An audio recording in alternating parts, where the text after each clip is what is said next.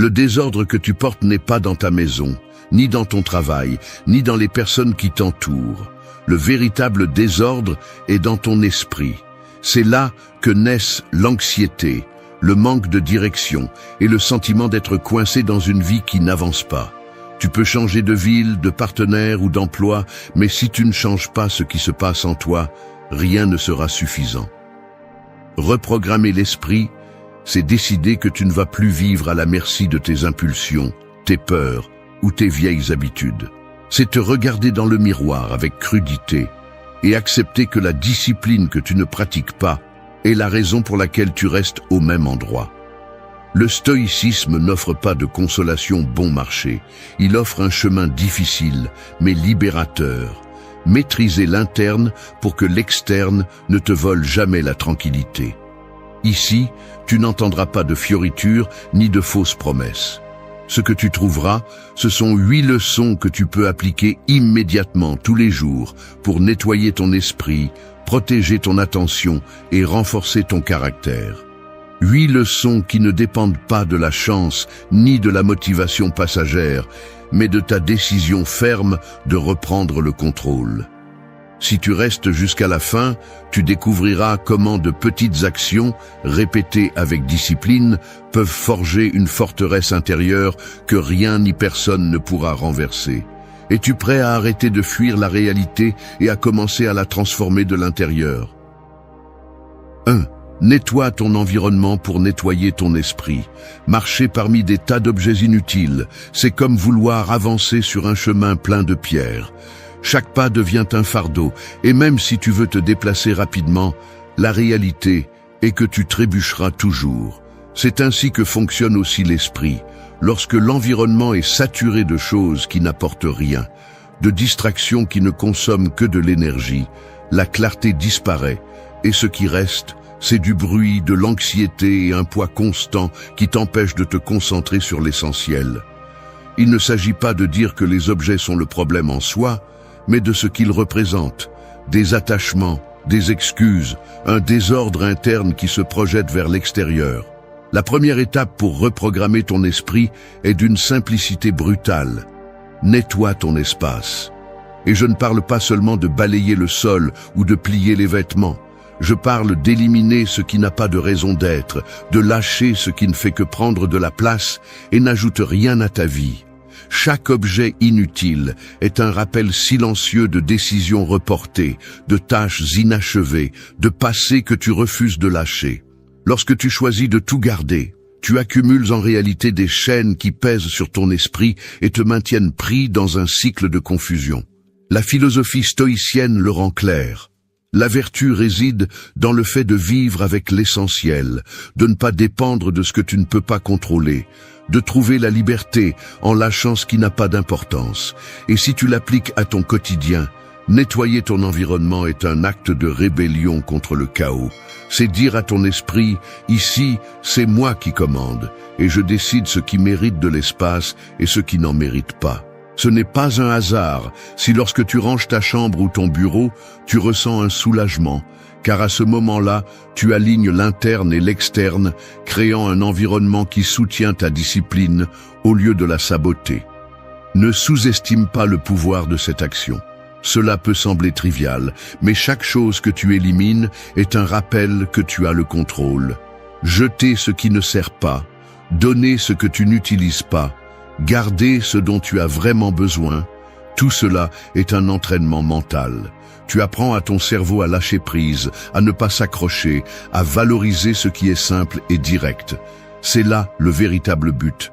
Ne pas vivre entouré de plus, mais vivre entouré de ce qui est juste. Celui qui nettoie son environnement commence à nettoyer son esprit, car lorsque ton espace est libre de tout excès, tu n'as plus d'excuses pour te distraire. Tu ne peux plus blâmer le bruit externe, car maintenant, la responsabilité repose sur toi. Cette confrontation est inconfortable, mais nécessaire.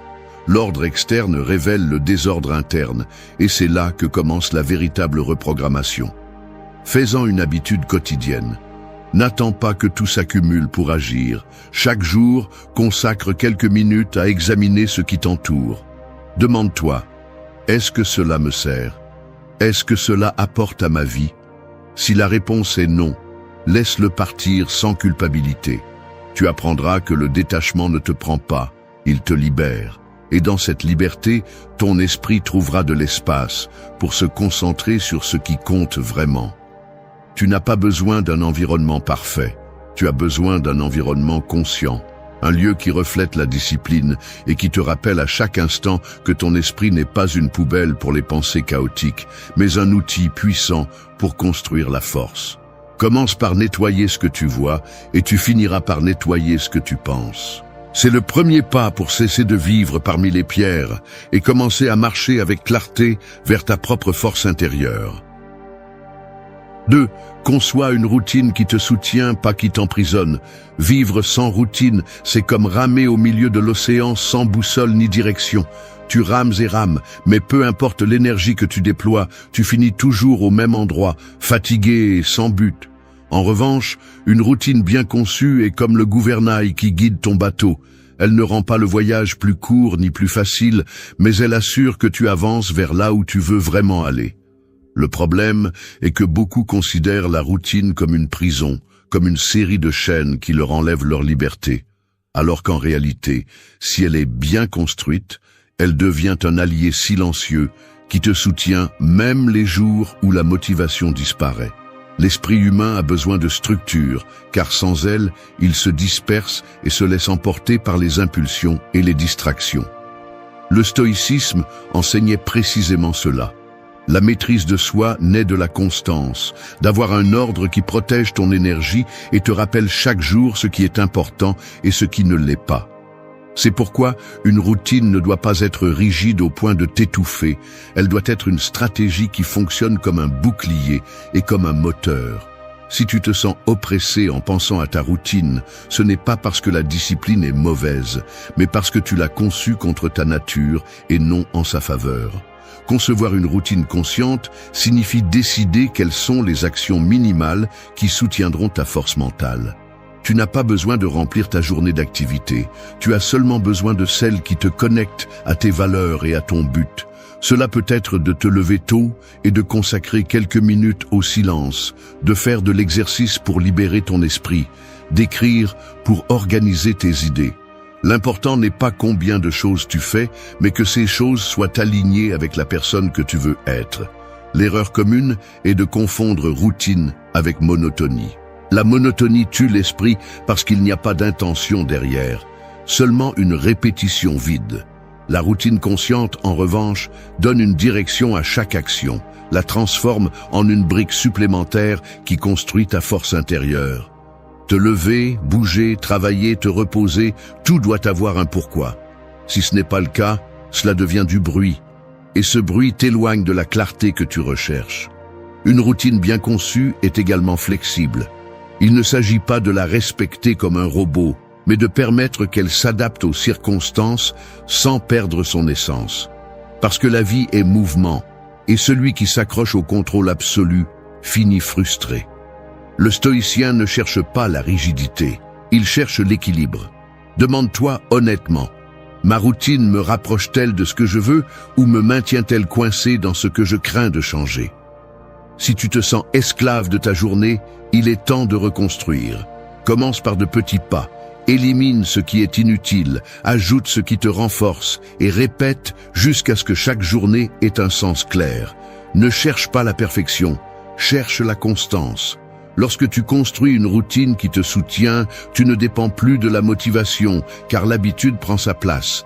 Et c'est là le véritable pouvoir, savoir que, même si l'émotion manque, le chemin continue, parce que tu l'as tracé avec discipline.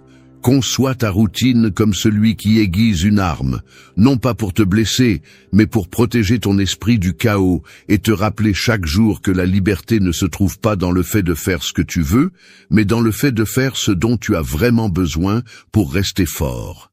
C'est la différence entre vivre à la dérive et vivre avec un but. 3. Éliminer l'excès sans culpabilité ni attachement. Accumuler des choses, des engagements et des émotions inutiles, c'est comme marcher avec un sac à dos rempli de pierres qui ne vous appartiennent pas. Au début, vous pensez pouvoir les porter, mais à chaque pas, Le poids se multiplie jusqu'à ce que vous ayez l'impression de ne plus avancer. Le plus dur, c'est que beaucoup de ces pierres ne sont même pas de votre choix. Certaines proviennent d'attentes extérieures, d'autres de peurs anciennes, et d'autres encore de la simple habitude de ne pas lâcher prise. Nous finissons par vivre une vie saturée, où l'essentiel est enterré sous le superflu, et ce qui devrait être simple devient un fardeau constant. Le stoïcisme enseigne que la vraie richesse ne réside pas dans ce que vous accumulez, mais dans ce que vous êtes capable de laisser partir. Sénèque disait que celui qui a besoin de peu est vraiment riche, car il a compris que l'abondance réelle ne se mesure pas en choses, mais en liberté. C'est la racine de cette leçon. Apprendre à lâcher prise sans culpabilité. Non pas parce que vous renoncez à ce que vous aimez, mais parce que vous choisissez de privilégier ce qui vous soutient. La différence est abyssale. Vivre entouré d'excès n'est pas vivre, c'est cacher le vide sous une montagne de distractions. Éliminer l'excès ne signifie pas devenir un ascète ou renoncer à tout plaisir. Cela signifie vous demander fermement, est-ce que cela m'aide à grandir ou est-ce que cela me stagne? Et si la réponse est qu'il stagne, il part. Point. Cette décision exige du caractère, car l'attachement essaiera toujours de vous convaincre que vous avez besoin de plus. Plus de vêtements, plus de technologie, plus de relations, plus de validation. Mais au fond, vous savez que tout cela ne fait qu'occuper un espace mental et émotionnel que vous devriez consacrer à ce qui compte vraiment. L'excès n'est pas seulement matériel. Il est dans les conversations vides que vous répétez par habitude, dans les promesses que vous acceptez pour ne pas déranger, dans les émotions négatives que vous continuez à nourrir, même si elles n'ont plus de sens. Chacun de ces excès est une fuite d'énergie qui affaiblit votre force intérieure. Lorsque vous décidez de les éliminer, ce que vous récupérez n'est pas du vide, c'est de l'espace. Le problème est que la plupart des gens s'accrochent à l'inutile par peur. Peur de se retrouver sans rien, peur de faire face au silence, peur de découvrir que ce qui reste après l'excès est un moi qu'ils ne savent pas comment regarder. C'est pourquoi lâcher prise n'est pas seulement un acte pratique, c'est un acte de courage. Il faut reconnaître que ce que vous êtes ne dépend pas de ce que vous accumulez, mais de la force avec laquelle vous faites face au présent. Commencez par le plus simple.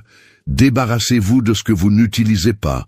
Nettoyez votre calendrier des engagements inutiles. Coupez les conversations qui n'apportent rien. Laissez partir les culpabilités qui vous empêchent d'avancer. Faites-le petit à petit, mais faites-le avec détermination. Chaque fois que vous éliminez quelque chose, votre esprit s'entraîne au détachement et apprend à se concentrer sur ce qui compte vraiment. Ne vous sentez pas coupable de le faire. Le monde essaiera de vous faire croire que supprimer, c'est perdre, alors qu'en réalité c'est gagner. Gagner en clarté, en légèreté, en pouvoir sur soi-même. Parce que celui qui vit entouré d'excès ne possède rien, alors que celui qui sait lâcher prise est maître de sa vie. Éliminez sans peur, sans excuse et sans regarder en arrière. Faites-le avec la fermeté de celui qui comprend que la force ne se construit pas en portant tout, mais en apprenant à marcher léger. C'est la clé. Moins de choses, plus de contrôle. Moins de bruit, plus de clarté. Moins de poids, plus de force. Et dans cette légèreté, vous découvrirez que vous n'avez rien perdu d'important. Vous avez simplement arrêté de porter des pierres qui ne vous appartenaient jamais. 4. Respire avant de réagir. Un volcan ne détruit pas à l'instant où la lave commence à bouger sous la terre.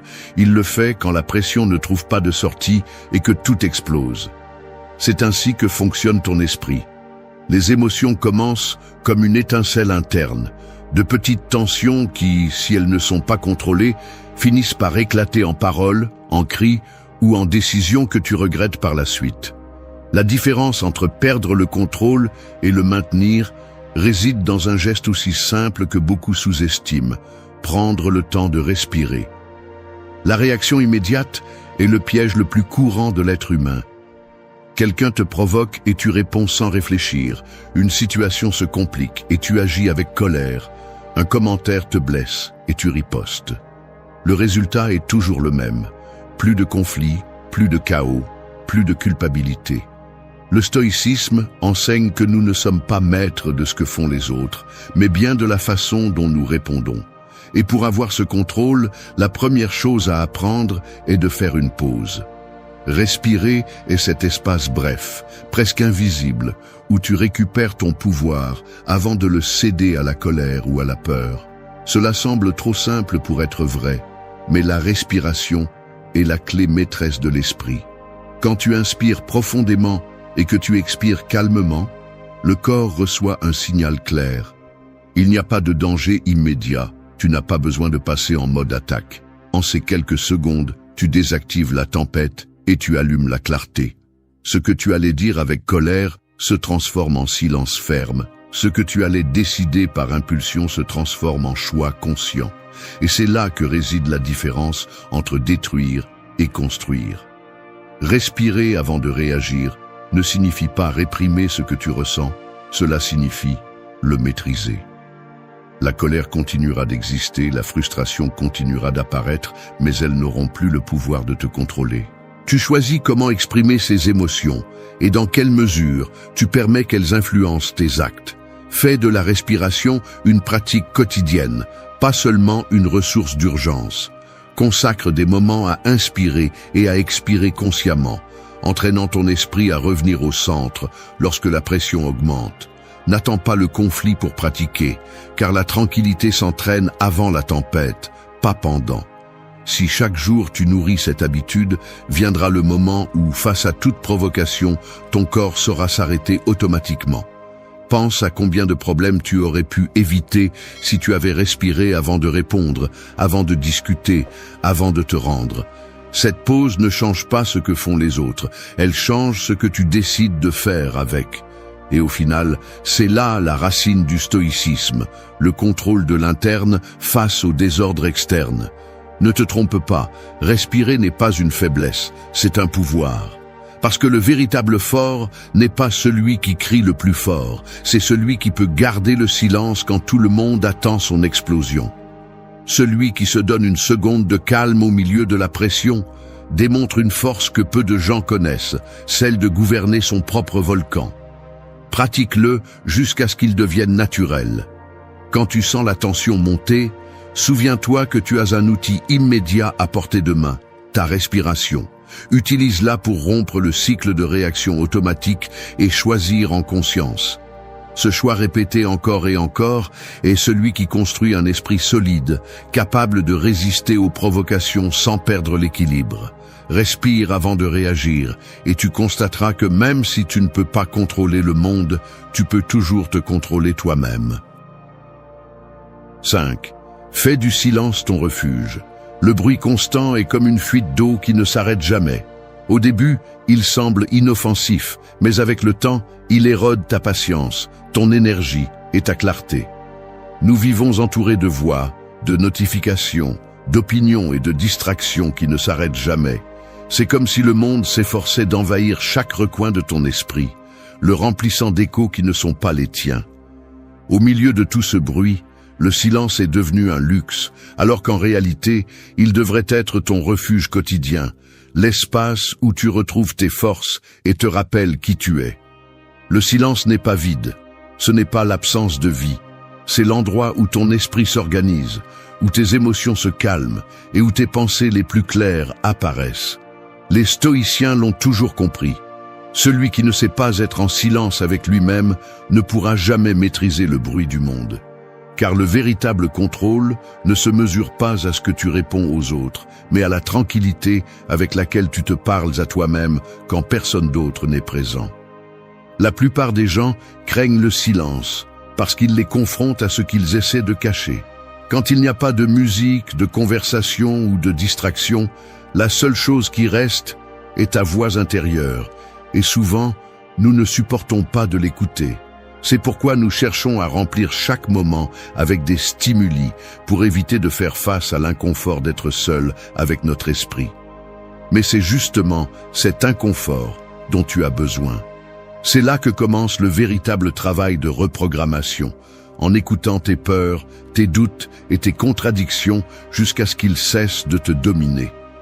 Fais du silence une pratique consciente. Je ne parle pas de te retirer du monde comme un ermite. Je parle de réserver des moments dans ta journée où tu éteins tout et es simplement avec toi-même. Cela peut être au réveil, avant de dormir, ou au milieu d'une journée intense. L'important est que ce soit un espace inviolable, un pacte avec toi-même, où personne ni rien ne peut t'interrompre. Dans ces minutes de tranquillité, tu découvriras que l'esprit, en cessant de recevoir du bruit externe, commence à organiser l'interne. Le silence est aussi une arme, parce que celui qui sait se taire sait observer. Et celui qui observe, sans avoir besoin de répondre, gagne un avantage. Dans les discussions, les conflits, les décisions difficiles, le silence te donne du pouvoir. Il te permet d'écouter ce que les autres ne disent pas, d'analyser ce qui compte vraiment et d'agir sans précipitation. Ne confonds pas le silence avec la soumission. Le silence conscient n'est pas passivité, c'est stratégie. C'est savoir que tu n'as pas besoin de réagir à tout, parce que ta valeur ne dépend pas de remplir l'espace avec des mots, mais de la force avec laquelle tu maintiens ton calme. Pratiquer le silence ne sera pas toujours confortable. Au début, tu ressentiras de l'anxiété, de l'ennui ou de l'impatience, mais avec le temps, cela devient une habitude qui renforce ton esprit. C'est comme entraîner un muscle. Plus tu le pratiques, plus il devient fort. Et cette force se traduit par une clarté mentale, une résilience face au chaos et une paix que rien d'extérieur ne peut acheter. Pense à ceci. Le monde crie pour te confondre, mais le silence te murmure la vérité. Et cette vérité est que la tranquillité ne réside pas dans ce que tu as ou dans ce que tu accomplis, mais dans ta capacité à trouver un refuge en toi. Si tu fais du silence ton allié, tu découvriras que peu importe combien le bruit extérieur est fort, tu auras toujours un endroit où rien ne peut te toucher. Cet endroit s'appelle la force intérieure, et il commence par le simple acte de te taire pour t'écouter. 6. Protège ton attention comme ta plus grande arme. Imagine que ton attention est comme un faisceau de lumière dans l'obscurité. Si tu la concentres en un seul point, elle peut traverser n'importe quel obstacle, même couper l'acier comme le fait un laser. Mais si tu la disperses dans toutes les directions, elle n'éclaire guère et se dissipe en quelques secondes. C'est ainsi que fonctionne ton esprit. Peu importe ton intelligence ou ce que tu veux accomplir, si tu ne protèges pas ton attention de ce qui la consomme, tu n'auras jamais la véritable force pour avancer. L'attention est ta ressource la plus précieuse, plus que l'argent, plus que le temps, car c'est là que se construit ta vie. Aujourd'hui, le monde entier conspire pour la voler. Publicité, réseaux sociaux, notifications, conversations futiles, tout est conçu pour capter ton regard, ton énergie et ta concentration. Chaque minute que tu cèdes est un voleur invisible qui te prive de pouvoir sans que tu t'en rendes compte. Et le pire, c'est que beaucoup donnent leur attention volontairement, comme si elle n'avait pas de prix, alors qu'en réalité, elle détermine la qualité de tes journées. Le stoïcisme enseignait que tu ne peux pas contrôler ce que font les autres, mais tu peux contrôler où tu diriges ton esprit. Si tu laisses n'importe qui le contrôler, tu renonces à ta liberté. Protéger ton attention signifie la blinder avec discipline. C'est décider ce qui mérite ton focus et ce qui ne le mérite pas. C'est fermer la porte aux distractions déguisées en urgence, aux conversations qui n'ajoutent rien, aux stimuli qui cherchent seulement à t'affaiblir. Ce n'est pas une exagération, c'est de la survie mentale, parce que celui qui vit dispersé ne construit jamais rien de solide. Il peut commencer 1000 choses, mais n'en termine aucune, et devient ainsi l'esclave du bruit extérieur. Ton attention doit être traitée comme une arme affûtée. Tu ne la donnes pas à n'importe qui. Tu ne l'utilises pas sans but, tu ne la gaspilles pas dans des batailles sans sens. Tu la réserves pour ce qui compte, tes habitudes, ta croissance, tes objectifs. Chaque fois que tu choisis où te concentrer, tu décides quelle partie de toi tu renforceras et quelle partie tu laisseras mourir. Si tu te concentres sur la peur grandit. Si tu te concentres sur la discipline grandit. C'est la loi. Commence par des étapes claires. Élimine les distractions évidentes. Réduis le temps que tu passes collé au téléphone, éteins les notifications qui ne changent pas ta vie, mets des limites aux personnes qui cherchent ton énergie sans rien donner en retour. Crée des espaces où ton attention est protégée, comme un champ sacré auquel personne ne peut entrer sans permission. Tu remarqueras comment ton esprit gagne en force, car l'énergie qui s'échappait dans 1000 directions coule maintenant vers ce qui te fait vraiment avancer. Protéger ton attention ne signifie pas t'isoler du monde. Cela signifie apprendre à filtrer. Tout comme un guerrier ne se lance pas dans toutes les batailles, tu ne dois pas te livrer à tous les stimuli. La vie est pleine de pièges déguisés en importance. Des messages qui semblent urgents, des nouvelles qui semblent décisives, des drames qui semblent personnels. La vérité est que 90% de tout cela n'a aucun poids dans ton destin. Seul toi décides si tu le laisses entrer ou non. Le stoïcien comprenait qu'un esprit distrait est un esprit faible et que la force se construit en se concentrant sur l'essentiel. Fais de ton attention un territoire sacré, un mur qui ne s'ouvre que pour ce qui compte vraiment. Si tu y parviens, tu découvriras que tu n'as pas besoin de plus d'heures dans la journée. Tu as besoin de plus de concentration. Et cette concentration, utilisée avec discipline, est ce qui transforme l'intention en résultat. 7. Réveillez-vous avec un but. Se réveiller sans but est comme allumer une voiture sans destination. Le moteur rugit, le carburant se consume, les roues tournent, mais il n'y a pas de cap défini. Vous pouvez passer toute la journée à accélérer et pourtant finir au même point où vous avez commencé, épuisé et sans réel progrès. C'est ainsi que beaucoup vivent, se levant par inertie, poussés par la routine ou par des obligations externes, sans prendre le temps de réfléchir à la direction qu'ils veulent prendre. Mais celui qui se réveille avec un but n'ouvre pas seulement les yeux, il ouvre un chemin. Le premier moment de la journée est un terrain vierge, une page blanche où vous décidez du ton de votre journée. Si vous le remplissez de hâte, de plaintes et de distractions, cette énergie vous accompagnera jusqu'à la nuit. En revanche, si vous le commencez avec clarté, discipline et but, le reste de la journée devient une extension de cette force initiale. Les stoïciens le savaient bien. Marc Aurèle commençait chaque journée en se rappelant qu'il affronterait des personnes difficiles, mais qu'il avait néanmoins le pouvoir d'agir avec vertu. Ce rappel était son ancre, son but pour ne pas dévier. Se réveiller avec un but n'est pas une phrase de motivation, c'est une pratique. Cela signifie ouvrir les yeux et savoir clairement pourquoi vous vous levez, ce que vous voulez semer dans ces heures qui sont devant vous.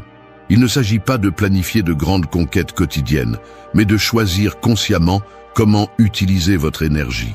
Cela peut être un but simple comme travailler avec discipline, parler calmement ou rester concentré. L'important est qu'il soit le vôtre et que vous le portiez comme un guide invisible tout au long de la journée. La plupart des gens se lèvent et la première chose qu'ils font est de chercher une distraction. Regarder le téléphone, se plonger dans les réseaux sociaux, laisser les autres décider de la direction de leurs pensées.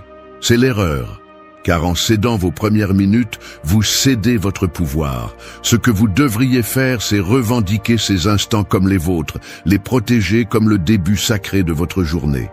C'est là que votre but doit être semé, avant que le bruit du monde n'essaie de vous l'arracher. Faites-en une habitude.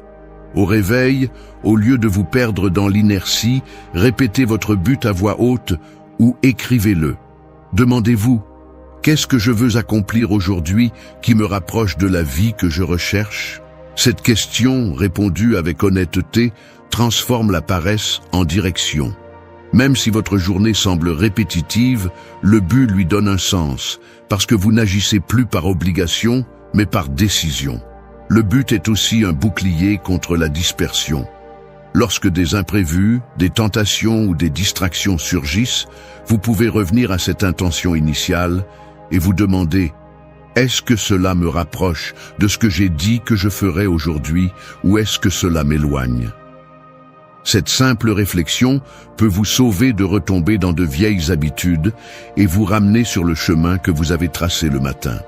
Ne confondez pas le but avec la perfection. Il ne s'agit pas de réaliser tout ce que vous imaginez, mais de marcher avec une direction. Même si vous échouez dans certaines tentatives, ce qui compte, c'est que la journée n'a pas été un bateau à la dérive. C'était un pas conscient vers quelque chose de plus grand. Et dans cette répétition quotidienne se forme un caractère solide, un esprit entraîné à vivre avec intention. Se réveiller avec un but, c'est en essence se rappeler chaque matin que vous n'êtes pas ici juste pour survivre, mais pour construire. Que chaque jour, aussi commun qu'il puisse paraître, est une opportunité de modeler votre esprit et votre vie. Commencez la journée avec cette conviction et vous verrez comment le cours de vos actions change. Parce que celui qui contrôle son réveil contrôle aussi le cours de son existence. 8. Termine ta journée avec discipline. Une journée sans clôture consciente est comme un livre ouvert au milieu du vent. Les pages se plient, la poussière s'accumule et l'histoire perd sa cohérence. C'est ce qui arrive à ceux qui laissent la journée se terminer sans un acte de discipline, sans une ligne finale qui ordonne ce qui a été vécu et prépare ce qui viendra. Tu peux avoir fait beaucoup de choses, mais si la journée s'éteint dans le désordre, l'esprit reste coincé dans les tâches en attente, les culpabilités et le bruit qui se traîne jusqu'au lendemain matin. La force intérieure ne se construit pas seulement au début de la journée, mais aussi dans la manière dont tu la termines. Le stoïcisme le comprenait parfaitement. Sénèque recommandait chaque soir de revoir ce qui avait été vécu, d'analyser où il avait échoué et où il avait agi avec vertu. Cette habitude n'était pas une punition, c'était un entraînement. Parce que la discipline ne se mesure pas seulement par ce que tu fais au début, mais par comment tu maintiens ton intégrité jusqu'au dernier moment avant de dormir. Terminer la journée avec discipline signifie ne pas laisser de fils non résolus qui perturbent ton repos. Il ne s'agit pas de finir épuisé, ni de rayer des listes interminables, mais de t'assurer que les heures que tu as vécues avaient un sens, et que ce que tu as appris ne se perd pas. Une brève réflexion suffit. Qu'ai-je fait aujourd'hui qui m'a renforcé? Qu'ai-je fait qui m'a affaibli? Cette révision quotidienne est comme aiguiser une arme. Elle te prépare à l'utiliser mieux demain. L'erreur la plus courante est de laisser la nuit être dominée par la fatigue et l'inertie. Télévision, réseaux sociaux, conversations vides, tout sert d'anesthésie pour éviter de penser. Mais ce repos, en réalité, ne libère pas. Il ne fait qu'engourdir l'esprit et voler la clarté. La discipline nocturne est un filtre, écarter l'inutile et donner de l'espace à l'essentiel. Un livre qui te nourrit, un silence qui te centre, un examen honnête de tes actions. Tu n'as pas besoin d'heures, tu as besoin d'intention. C'est aussi le moment de lâcher prise. Tout comme tu nettoies ton espace physique, tu dois nettoyer ton espace mental avant de dormir. N'emporte pas au lit les disputes, les culpabilités ou les tâches en attente que tu ne peux pas résoudre à ce moment-là. Écris-les, note-les, mais ne les porte pas avec toi. La discipline de terminer la journée comprend la reconnaissance que demain sera un autre terrain de travail et que le repos fait partie de la stratégie. Ce n'est pas un luxe. En terminant la journée avec discipline, tu crées une frontière claire entre l'effort et la régénération. Ton esprit comprend qu'il a rempli son rôle et peut se livrer au repos sans anxiété. Cette clarté est ce qui te permet de te réveiller avec force, car il n'y a pas d'ombre du jour précédent envahissant ton lever de soleil. Et voici la clé. Ce que beaucoup appellent le manque de motivation le matin est en réalité la conséquence d'une mauvaise fin de soirée. Fais de cette habitude un rituel. Cela peut être simple. Revoir 3 réussites, une erreur et un objectif pour demain. Ce petit geste répété avec constance reprogramme ton esprit vers l'amélioration continue. Tu ne vis plus en pilote automatique, mais dans un cycle conscient d'apprentissage et de croissance. Terminer la journée avec discipline est l'acte silencieux qui forge la véritable force. Parce que celui qui se révise, se met en ordre et se prépare, ne se couche jamais de la même manière qu'il s'est réveillé. Et cette différence, accumulée jour après jour, est ce qui transforme une vie ordinaire en une vie dirigée par la clarté, la fermeté et le but. Ton dernier acte de la journée doit être une déclaration. Je ne me laisse pas emporter par l'inertie, je termine avec discipline et je reviens plus fort demain. Tu cours après la paix, l'amour, le succès et la reconnaissance comme s'ils étaient des proies qui t'échappent entre les doigts. Et plus tu cours vite, plus ils s'éloignent. C'est le piège de la vie moderne. Plus tu implores ce que tu désires, plus tu le repousses. Ce que tu appelles recherche est en réalité une chaîne invisible, une esclavage déguisé en ambition. L'homme d'aujourd'hui ne vit pas. Il survit en poursuivant la validation, le confort et le contrôle. Regarde autour de toi. Tout le monde court avec hâte, montrant des réalisations vides, exhibant un bonheur de vitrine qui s'effondre dès que les lumières s'éteignent. Et qu'est-ce qui reste? L'anxiété, la dépendance, la frustration. Le désespoir n'attire pas l'amour, n'attire pas la paix, n'attire pas le respect. Il attire l'indifférence, l'échec et le vide. Le stoïcisme brise ce cycle. Il ne te demande pas de mendier ni de supplier, il exige que tu te tiennes debout, que tu lâches ce que tu ne peux pas contrôler, que tu renforces ton esprit comme une forteresse imprenable et que tu te souviennes que la vraie grandeur ne se montre pas en courant après quoi que ce soit, mais en restant ferme. Celui qui maîtrise sa patience, son silence et son détachement n'a pas besoin de poursuivre quoi que ce soit, car il devient un aimant qui attire ce que les autres implorent. Ce n'est pas un discours de consolation, c'est un appel à se réveiller. Tant que tu poursuivras, tu seras esclave. Lorsque tu décideras de t'arrêter et de te gouverner, ce que tu désires viendra à toi. Reste jusqu'à la fin, car tu découvriras 8 leçons stoïciennes qui changeront la façon dont tu affrontes la vie et t'apprendront à transformer la poursuite en attraction. 1. Fais de ton esprit une forteresse imprenable. Un château ne se construit pas avec des briques fragiles, ni avec des murs faibles. Il se construit avec des fondations solides, avec des pierres qui ne cèdent pas au vent ni à la tempête. Ton esprit doit être ainsi, une forteresse imprenable qui ne s'effondre pas face à la pression extérieure, ni à l'incertitude de l'avenir. Car si ta force mentale dépend de ce que disent les autres, de ce qu'ils applaudissent ou de ce qu'ils te refusent, alors tu n'as pas un château, tu as une cabane qui se brise au premier souffle du monde. Fais de ton esprit un territoire sacré que personne ne peut envahir sans ton autorisation, car c'est dans cette forteresse que réside la véritable liberté. La société moderne vit en esclavage de l'anxiété précisément parce que ses murs internes sont construits avec la validation externe. Un commentaire négatif, un rejet, une comparaison sur les réseaux sociaux suffisent pour faire s'effondrer la sécurité de quelqu'un.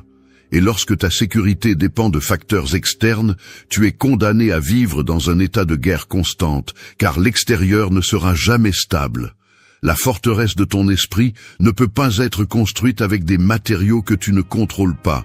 Elle doit être élevée avec discipline, avec autocontrôle et avec la certitude que ta valeur ne dépend d'aucun applaudissement. Le stoïcisme nous rappelle que la véritable bataille se déroule dans ce que nous pensons et comment nous interprétons la réalité. Tu peux affronter la même tempête que les autres, mais si ton esprit est entraîné pour résister, cette tempête ne détruit pas, elle renforce seulement. Marc Aurèle le disait clairement, l'esprit s'adapte et transforme toute difficulté en vertu. C'est l'essence d'une forteresse imprenable. Il ne s'agit pas d'éviter les difficultés. Il s'agit de les transformer en entraînement pour la force intérieure. Un exemple simple. Si quelqu'un te critique durement, ta réaction montre la qualité de tes murs internes. Celui qui n'a pas de force s'effondre, se sent attaqué, se consume en anxiété. Celui qui a construit une forteresse mentale reçoit la critique, filtre ce qui est utile et rejette ce qui est bruit, sans perdre son centre. Cette capacité à ne pas laisser l'extérieur détruire ta paix est ce qui différencie un homme libre d'un homme esclave de l'opinion. Fais de ton esprit un lieu ordonné. Entraîne-le chaque jour comme tu entraînes ton corps. Car la force mentale n'apparaît pas par hasard, elle se forge avec la pratique. Consacre des moments de silence, réfléchis à tes pensées, questionne chaque impulsion avant de te laisser emporter par elle. La forteresse se construit avec patience, pierre sur pierre, pensée sur pensée, jusqu'à ce que l'extérieur n'ait plus le pouvoir de la renverser. Ne confonds pas cette force avec la froideur ou l'indifférence, car il ne s'agit pas de vivre isolé, ni de fermer le cœur. Il s'agit de te gouverner, de ne pas réagir comme un esclave à chaque stimulus. La forteresse n'empêche pas le vent de souffler, elle reste simplement debout malgré lui. C'est la différence entre un homme qui poursuit désespérément la paix et un autre qui l'habite déjà en lui. Celui qui réussit à faire de son esprit une forteresse imprenable cesse de courir après ce qu'il désire. Il cesse de mendier la reconnaissance, de craindre le rejet, de dépendre des circonstances. Il devient quelqu'un qui rayonne de fermeté, qui inspire le respect sans l'exiger, qui attire la paix parce qu'il la porte déjà en lui. C'est la première grande leçon stoïcienne. Avant de conquérir quoi que ce soit à l'extérieur, tu dois conquérir ton propre esprit, car tout ce que tu cherches commence et se termine dans la façon dont tu penses et comment tu décides de faire face à la vie. 2. Cultive la patience active. La rivière qui coule ne s'impatiente pas pour atteindre la mer, elle avance calmement, traversant des pierres et des détours, sans s'arrêter, mais sans non plus s'accélérer de manière désespérée. Ta patience doit être ainsi, non pas une excuse pour rester immobile en attendant que la vie change d'elle-même, mais une force silencieuse qui te pousse à continuer à avancer avec fermeté, sans anxiété, sans hâte inutile. La patience active est la différence entre celui qui se brise par le désespoir de vouloir des résultats immédiats et celui qui construit, jour après jour, avec la certitude que tout arrive en son temps. L'homme moderne a confondu patience avec faiblesse. Il pense que être patient, c'est croiser les bras, supporter les injustices ou se résigner à la médiocrité. C'est pourquoi il cherche des raccourcis, des solutions rapides, des gratifications instantanées qui ne résolvent rien. Il s'impatiente dans une file d'attente, se frustre avec un retard, désespère parce que le succès n'arrive pas au rythme de son anxiété. Et en se précipitant, il perd la capacité de soutenir des processus, de résister à des épreuves et de former du caractère. Le manque de patience est le carburant de l'anxiété qui le consume et le transforme en esclave de l'immédiateté. Le stoïcisme enseigne le contraire. La patience est un pouvoir actif, pas une attente passive. Cela signifie supporter avec sérénité ce que tu ne peux pas accélérer, tout en travaillant sur ce qui est sous ton contrôle. C'est se lever chaque jour et faire le pas qui correspond, même si tu ne vois pas de résultats immédiats. C'est rester ferme dans ton processus, sans te rendre à cause de l'impatience de ne pas récolter encore ce que tu as semé. Cette discipline silencieuse est ce qui distingue celui qui réalise de grandes choses de celui qui abandonne à mi-chemin. Pense à quelqu'un qui entraîne son corps. Il n'obtient pas de force en une seule séance, ni de discipline en une semaine. Le progrès se construit lentement, presque imperceptiblement, et n'est remarqué qu'après des mois de constance. La patience active est celle qui permet de maintenir la pratique, même si les résultats ne sont pas encore visibles, parce qu'elle comprend que chaque jour compte et que chaque effort s'accumule. Celui qui désespère abandonne, celui qui cultive la patience continue jusqu'à ce que le changement devienne inévitable. La patience active implique également un contrôle sur les émotions. Lorsque tu fais face à une difficulté, l'esprit impatient exige des solutions immédiates, crie pour s'échapper, s'enfonce dans la frustration. L'esprit patient évalue, observe, prend des décisions depuis le calme et conserve de l'énergie pour agir avec précision. Cette différence entre réagir avec hâte ou répondre avec sérénité marque le destin de toute situation. Mais cultiver cette vertu nécessite de l'entraînement. Il ne s'agit pas seulement d'attendre, mais de transformer l'attente en action consciente. Apprends à respirer profondément lorsque l'anxiété te brûle de l'intérieur. Fixe-toi des petits objectifs qui te rappellent que progresser n'est pas toujours sauter. Parfois, c'est marcher lentement. La patience active est une arme contre le désespoir qui ruine les relations, les projets et les rêves. Combien de personnes détruisent des liens parce qu'elles ne supportent pas le rythme de l'autre? Combien abandonnent leurs objectifs parce qu'elles ne voient pas de résultats immédiats? Combien perdent la paix parce qu'elles veulent contrôler ce qui n'est pas encore prêt? L'impatient devient l'esclave de la frustration. Le patient devient le maître de son temps et de son énergie.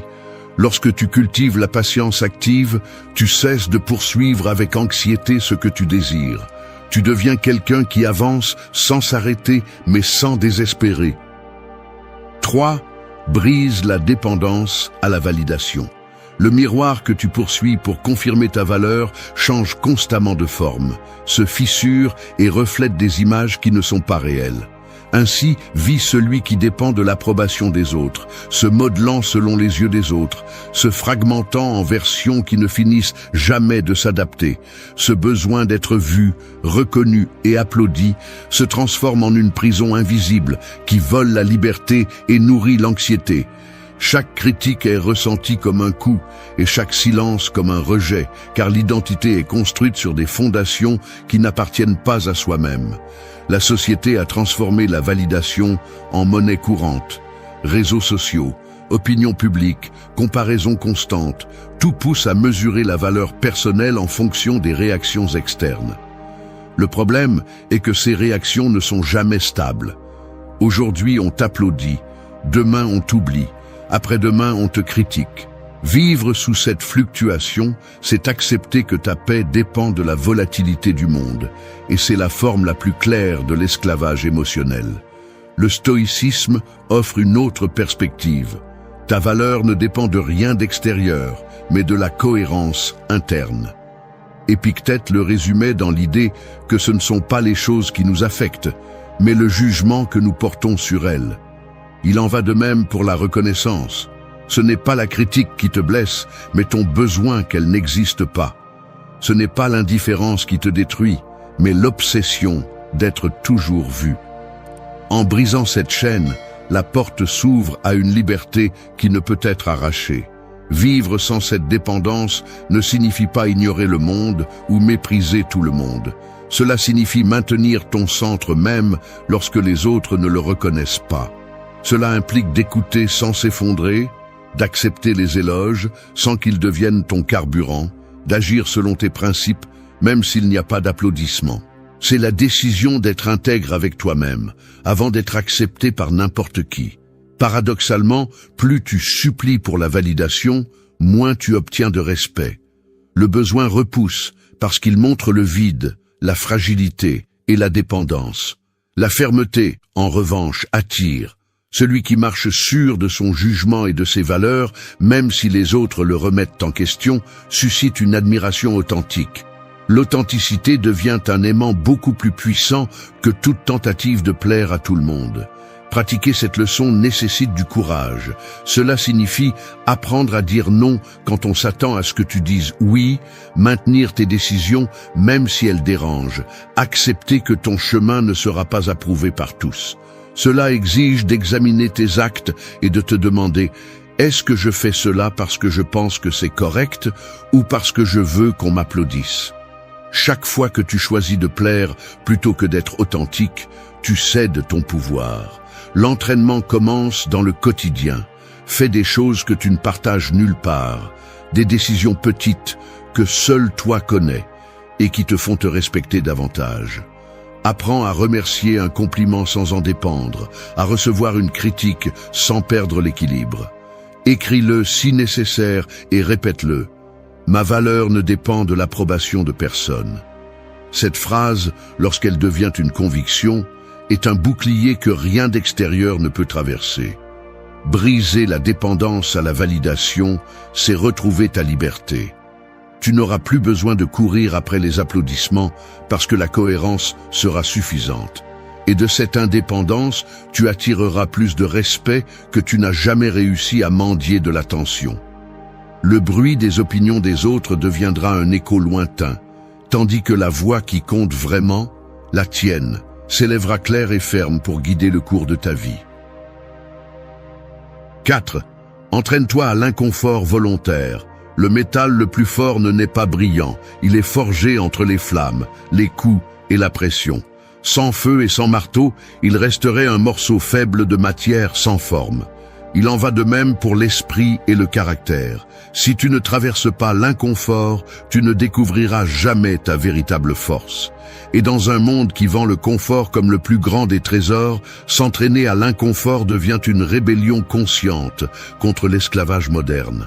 La plupart des gens fuient tout ce qui fait mal, tout ce qui coûte, tout ce qui demande des efforts. Ils préfèrent ce qui est immédiat, facile, ce qui ne demande ni patience ni discipline. Mais cette obsession d'éviter l'inconfort génère de la fragilité. Lorsque la première crise survient, lorsque la vie frappe sans prévenir, celui qui n'a jamais entraîné sa résilience s'effondre. Le stoïcisme enseigne que l'inconfort volontaire n'est pas une souffrance inutile, c'est une préparation. Marc Aurèle l'a bien compris. Celui qui s'entraîne à accepter les difficultés quotidiennes développe un esprit capable de résister à des épreuves bien plus grandes. Dormir par terre certaines nuits, résister à l'envie de manger pour le plaisir immédiat, s'exposer au froid ou au silence, sont des exemples de pratiques qui semblent petites, mais qui envoient un message puissant à l'esprit. Je peux supporter plus que je ne le pense, je ne suis pas esclave du confort. Dans la vie quotidienne, s'entraîner à l'inconfort signifie choisir consciemment l'effort lorsque le corps demande à fuir. Cela signifie se lever tôt lorsque tu as envie de rester au lit, rester calme lorsque tout pousse à la réaction, affronter une conversation inconfortable au lieu de la fuir. Chaque acte de discipline volontaire est un rappel que tu es maître de toi-même et non esclave de tes impulsions.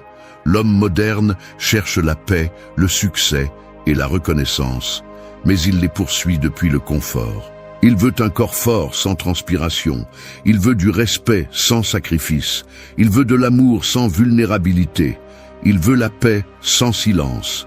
Et cette contradiction le condamne à la frustration.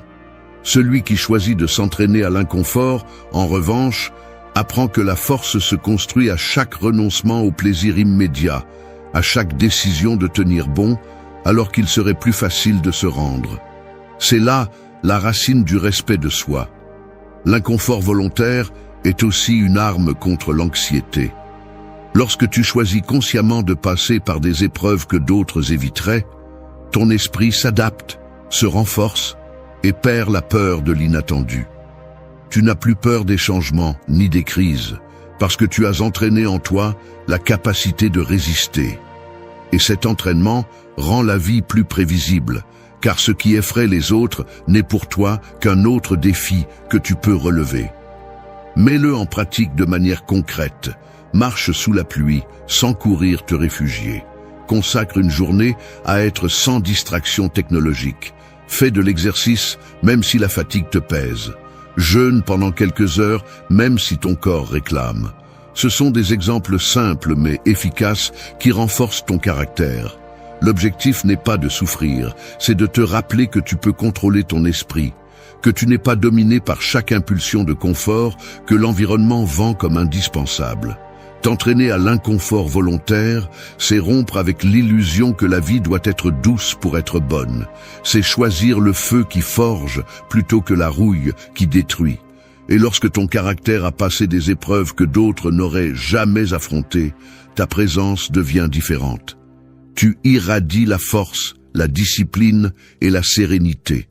Tu n'as plus besoin de poursuivre le respect, car le monde reconnaît en toi quelqu'un qui s'est forgé comme le métal le plus fort, résistant, ferme et libre.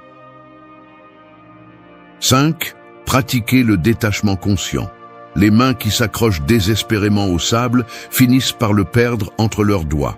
Plus vous essayez de le retenir, plus il s'échappe rapidement. Il en va de même pour les personnes, les réalisations, les choses matérielles et les illusions de contrôle. L'attachement obsessionnel ne garantit pas la sécurité, il garantit la souffrance. Le détachement conscient, en revanche, n'est pas de l'indifférence. C'est la sagesse de comprendre que rien ne nous appartient totalement et que s'accrocher ne fait que multiplier l'anxiété. L'homme moderne vit entouré de chaînes invisibles qu'il nourrit lui-même. Il s'accroche à une relation par peur de la solitude, à un travail qui détruit sa santé, à des objets qui ne comblent jamais le vide intérieur. Et plus il dépend de ces choses, plus il devient fragile, car il suffit que le monde change pour que sa paix s'effondre. Le stoïcisme nous enseigne que tout ce qui est externe est emprunté. Marc Aurèle le rappelait, la vie elle-même est un prêt temporaire, et ce que vous possédez aujourd'hui peut cesser d'être à vous demain. Comprendre cela ne doit pas générer de tristesse, mais de la liberté. Si vous savez que rien ne vous appartient complètement, vous pouvez profiter de ce que vous avez sans être obsédé par le fait de le retenir. Le détachement conscient est en essence la pratique de lâcher sans peur et d'aimer sans chaîne. Pratiquer le détachement ne signifie pas rejeter ce que la vie vous donne. Cela signifie ne pas en dépendre pour être en paix. Vous pouvez profiter d'une relation sans en faire votre seule source de bonheur. Vous pouvez travailler pour vos objectifs sans que le résultat ne définisse votre valeur. Vous pouvez posséder des biens matériels sans qu'ils aient de pouvoir sur votre identité. Le détachement conscient transforme la façon dont vous vous reliez à tout. Il cesse d'être une nécessité et devient un choix. L'attachement est aussi à l'origine d'une grande partie de l'anxiété. Vous voulez que les choses soient permanentes alors que la vie est mouvement. Vous voulez que les gens restent alors que nous sommes tous de passage. Vous voulez que les circonstances ne changent pas alors que le changement est la seule certitude. Cette lutte contre l'inévitable ne fait que vous épuiser. En revanche, lorsque vous pratiquez le détachement conscient, vous apprenez à accepter le flux naturel de la vie. Vous comprenez que ce qui arrive est un cadeau et que ce qui part est une partie du processus. Un exemple clair est l'amour. Celui qui aime avec attachement cherche à contrôler, exige des garanties, vit dans la peur constante de perdre.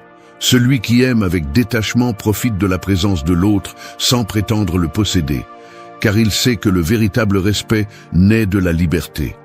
Il en va de même pour le succès. Celui qui le poursuit avec obsession ne l'apprécie jamais, car il craint toujours de le perdre. L'entraînement pour cultiver cette vertu commence par des actes simples. Débarrassez-vous des choses que vous gardez par peur de perdre quelque chose de vous-même, alors qu'en réalité, elles ne signifient rien. Apprenez à être en silence, sans avoir besoin de remplir chaque moment de distraction. Acceptez que vous ne contrôlerez pas toutes les réactions, ni tous les destins. Rappelez-vous chaque jour que la seule possession véritable est votre esprit, et que tout le reste peut changer d'un moment à l'autre. Pratiquer le détachement conscient, c'est choisir la liberté plutôt que l'obsession. C'est lâcher avec sérénité plutôt que retenir avec anxiété. Et lorsque vous parvenez à vivre de cette manière, quelque chose de puissant se produit. Vous cessez de repousser ce que vous désirez et commencez à l'attirer.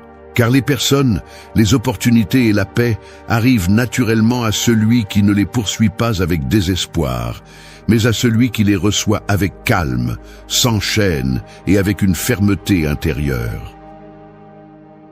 6. Protège ton énergie comme un royaume. Un royaume qui ne prend pas soin de ses murailles tombe bientôt aux mains de l'ennemi.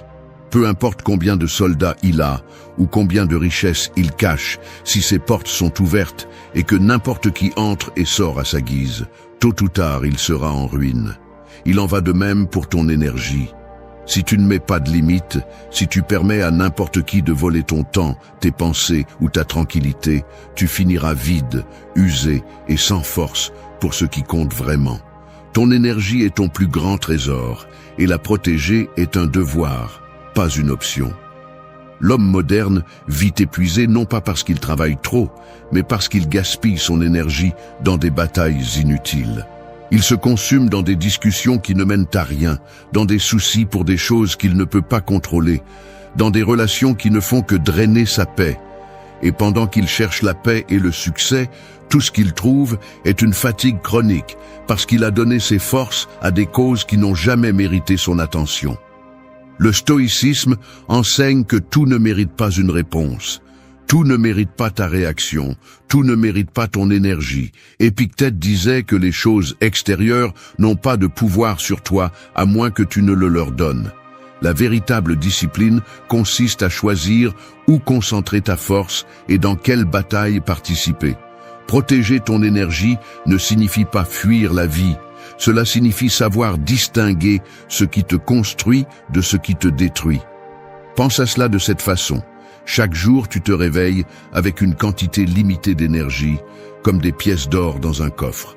Si tu les dépenses en plaintes, en discussion, en essayant de plaire à tout le monde, en colère pour des petites choses, à la fin de la journée, tu n'auras rien à investir dans ce qui compte vraiment. Mais si tu apprends à gérer ces pièces, si tu choisis bien où mettre ton attention, ton énergie grandit, se multiplie et devient la base de ta force. Protéger ton énergie implique d'établir des limites claires. Cela signifie dire non quand quelque chose envahit ta paix, même si les autres ne le comprennent pas. Cela signifie couper les conversations qui ne font que semer la négativité. Cela signifie s'éloigner des environnements qui drainent ton esprit et s'entourer de personnes qui te renforcent. Tu ne peux pas vivre comme un royaume sans murailles et espérer rester debout. Le respect commence par toi-même, et ce n'est que lorsque tu protèges ton énergie que les autres apprennent à la respecter. Cela implique aussi de surveiller ce que tu consommes au niveau mental. Je ne parle pas seulement de nourriture pour le corps.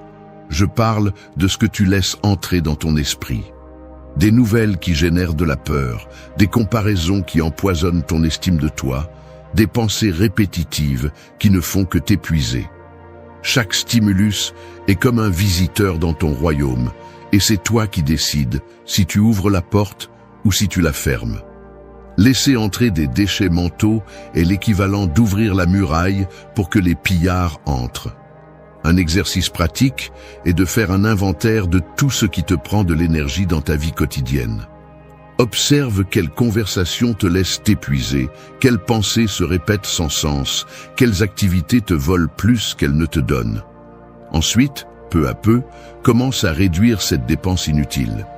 Il ne s'agit pas de vivre isolé, mais d'apprendre à gérer ton énergie vitale avec intelligence. Protéger ton énergie comme un royaume n'est pas de l'égoïsme, c'est une responsabilité. Car sans énergie, tu ne peux pas grandir, tu ne peux aider personne, tu ne peux soutenir tes objectifs ni ta paix. L'anxiété naît souvent de dépenser des forces sur ce qui ne dépend pas de toi. La sérénité, en revanche, surgit lorsque tu prends soin de tes murailles et choisis consciemment où investir ton attention.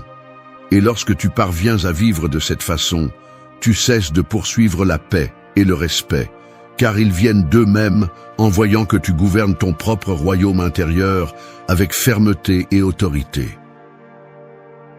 7. Maîtriser le mot avec précision. Le mot est comme une épée. Dans des mains inexpérimentées, il blesse sans contrôle, cause des dommages irréparables et devient une arme dangereuse contre celui qui la manie. Mais entre les mains d'un guerrier discipliné, il devient un outil de précision, capable de couper seulement ce qui est nécessaire et de défendre fermement sans gaspiller d'énergie. Il en va de même pour le langage. Celui qui parle sans réfléchir devient l'esclave de sa propre bouche, mais celui qui maîtrise le mot gouverne son environnement avec respect et autorité. L'homme moderne vit pris au piège du bruit. Il parle trop, promet sans tenir, discute pour imposer, donne son avis sur tout sans rien comprendre. Chaque mot lancé sans soin affaiblit sa crédibilité et érode sa force. Quand quelqu'un ne mesure pas ce qu'il dit, il transmet de l'insécurité et sa voix devient un écho vide que personne ne respecte. En revanche, celui qui maîtrise le mot transmet la sérénité, inspire la confiance et projette la force même dans le silence. Le stoïcisme enseigne qu'il ne faut pas parler plus que nécessaire, ni dire ce qui n'édifie pas. Sénèque avertissait que souvent le silence est plus puissant que n'importe quel discours. Maîtriser le mot ne signifie pas parler peu, cela signifie parler avec précision. Cela signifie choisir les mots comme un artisan choisit ses outils, sachant que chaque phrase peut construire ou détruire, attirer le respect ou semer la méfiance. Regardez ce qui se passe dans une discussion. Celui qui se laisse emporter par la colère crie, insulte et s'épuise, mais convainc rarement. Celui qui contrôle ses mots répond calmement, utilise des phrases claires, ne se laisse pas provoquer et, sans avoir besoin de hausser la voix, impose le respect. Maîtriser le mot, c'est maîtriser l'émotion qui le soutient. Il ne s'agit pas seulement de ce que vous dites, mais de la force silencieuse qui se cache derrière vos mots. Pratiquer cette discipline exige 3 étapes. Réfléchir avant de parler, parler avec précision et se taire quand c'est nécessaire. Réfléchir avant de parler, c'est se demander si ce que vous allez dire construit ou détruit, si c'est vrai ou juste un élan. Parler avec précision, c'est éviter les fioritures inutiles, les phrases vides ou les promesses impossibles. Et se taire quand c'est nécessaire, c'est se rappeler que toute provocation ne mérite pas de réponse et que parfois le silence est la déclaration la plus ferme de toutes. Celui qui maîtrise le mot comprend aussi le pouvoir de l'écoute.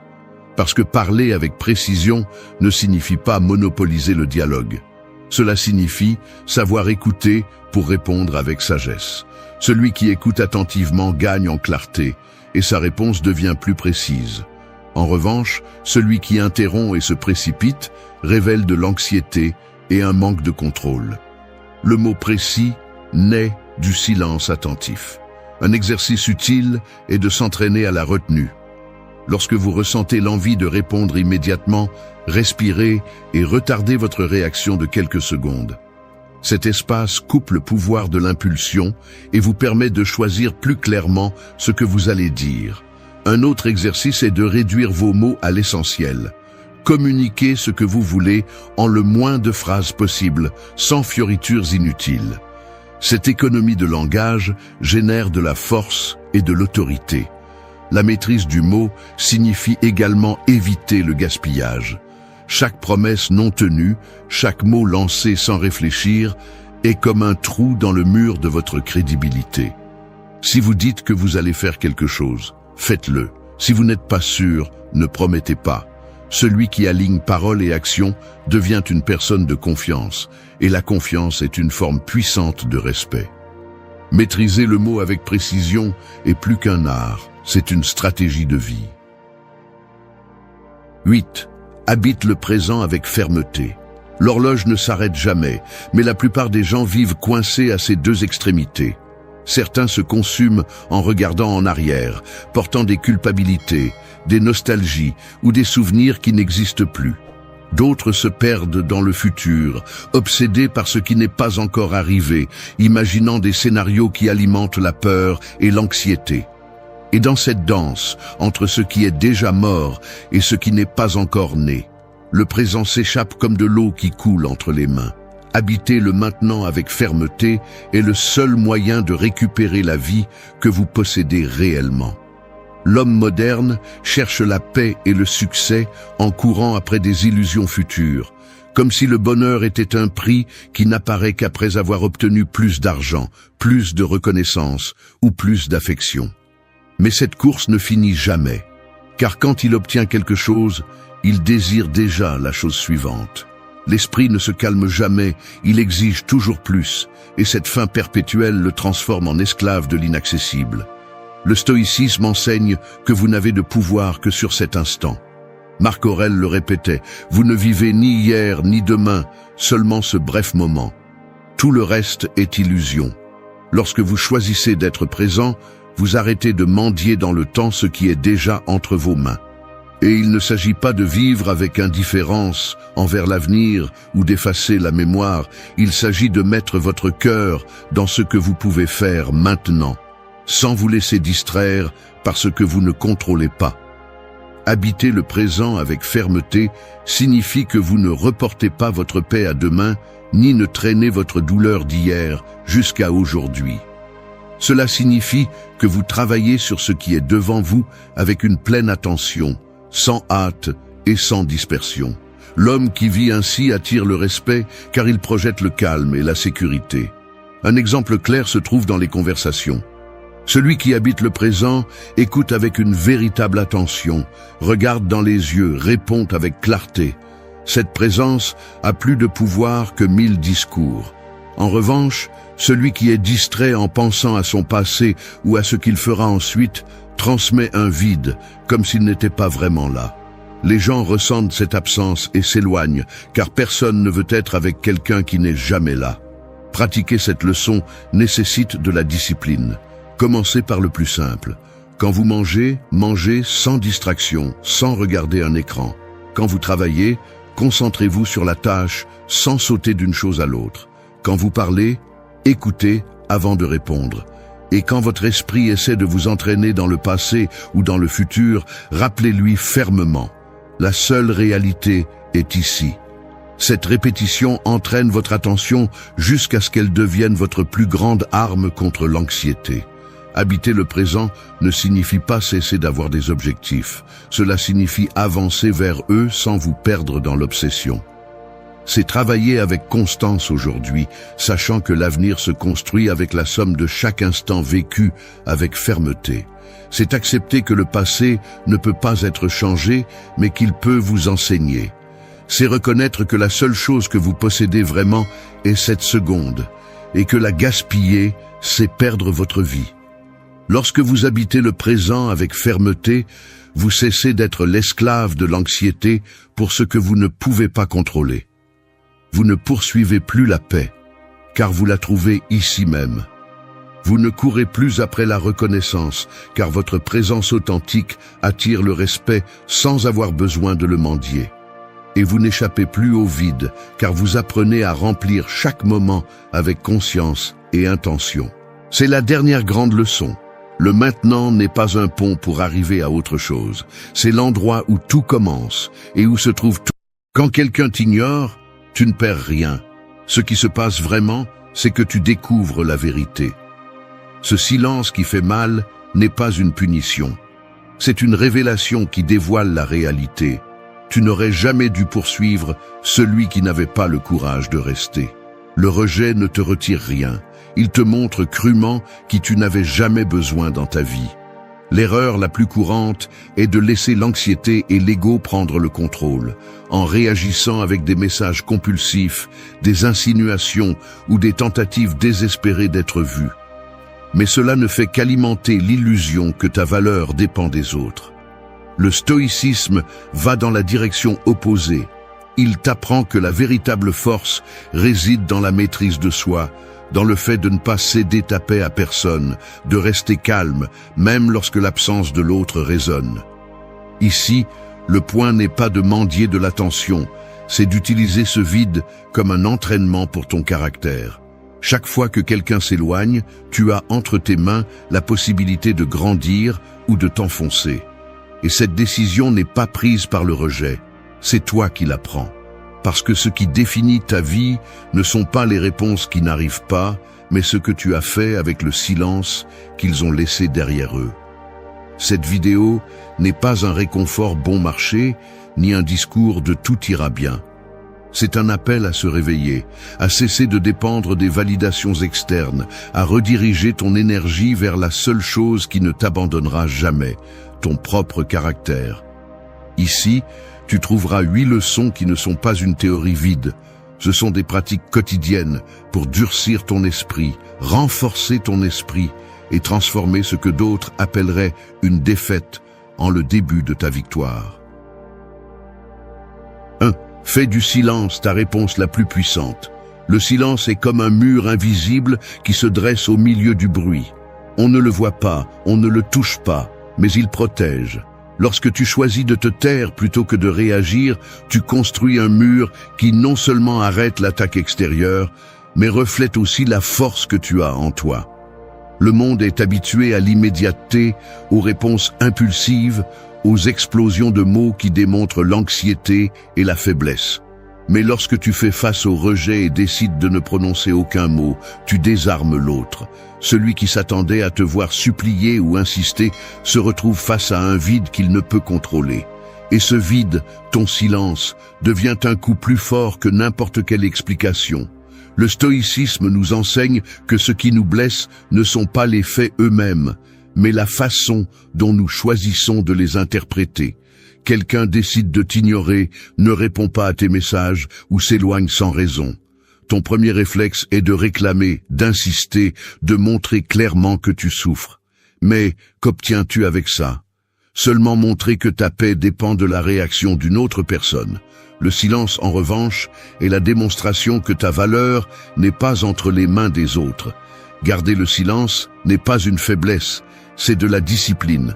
Il ne s'agit pas d'orgueil vide, il s'agit de dire par des actions ce que les mots ne pourraient jamais exprimer, que tu as le contrôle de toi-même.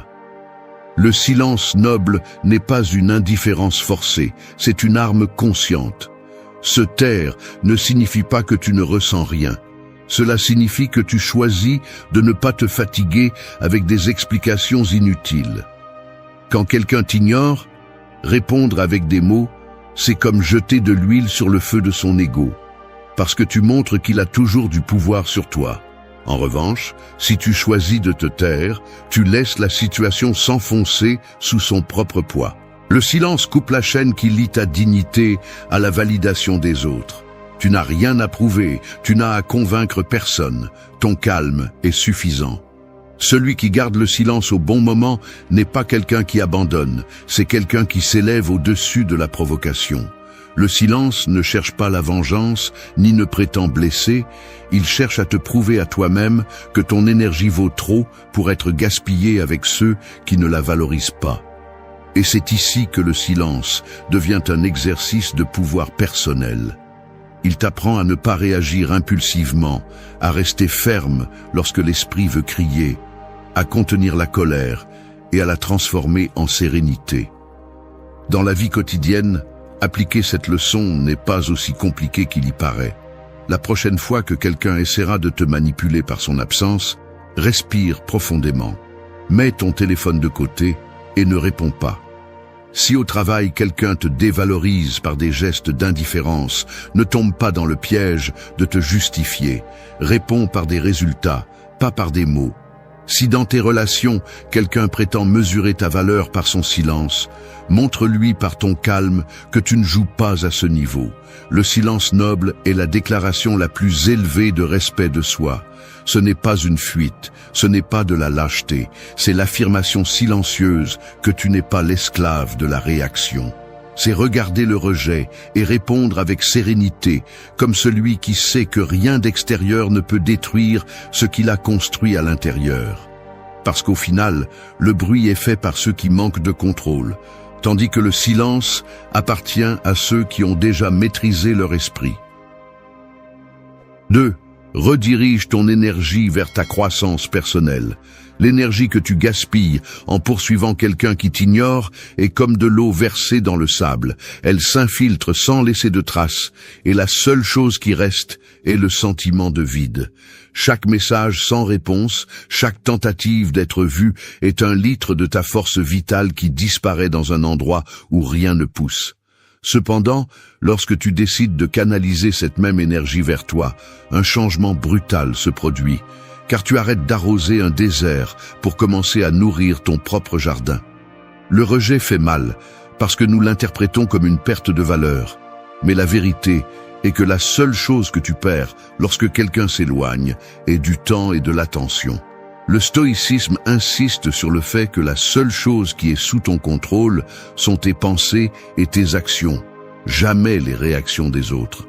Si quelqu'un t'ignore, cela n'appartient pas à ta sphère de contrôle, mais ce que tu fais avec l'émotion que cela te provoque dépend de toi. Et là est la clé. Transformer la frustration en discipline, convertir l'anxiété en effort, utiliser ce qui semblait être une blessure comme carburant pour grandir. Pense à cela. Si tu as la force d'insister avec 10 messages, tu as aussi la force de faire 10 répétitions de plus à la salle de sport. Si tu peux passer des heures à consulter des profils pour voir si quelqu'un t'a donné des signaux, tu peux aussi investir ce même temps à lire un livre qui élargit ton esprit ou dans un projet qui te rapproche de la vie que tu veux. Ce n'est pas le manque d'énergie qui te retient, c'est la mauvaise direction dans laquelle tu la verses. Lorsque tu rediriges ton énergie, tu ne le fais pas pour prouver quoi que ce soit aux autres, tu le fais parce que tu comprends que la seule validation dont tu as besoin est la tienne. Tes progrès, tes habitudes, tes réalisations silencieuses sont le reflet du fait que tu as appris la leçon. C'est dans ces moments où tu te concentres sur ta discipline quotidienne que tu te rends compte que le rejet était une bénédiction déguisée, parce qu'il t'a rendu toute l'énergie que tu donnais à quelqu'un qui n'a jamais su l'apprécier. Cela a un impact immédiat sur ta vie quotidienne. Commence par créer une routine qui te pousse à avancer, même lorsque l'esprit veut se distraire par des pensées d'absence. Entraîne ton corps, car la force physique renforce la force mentale.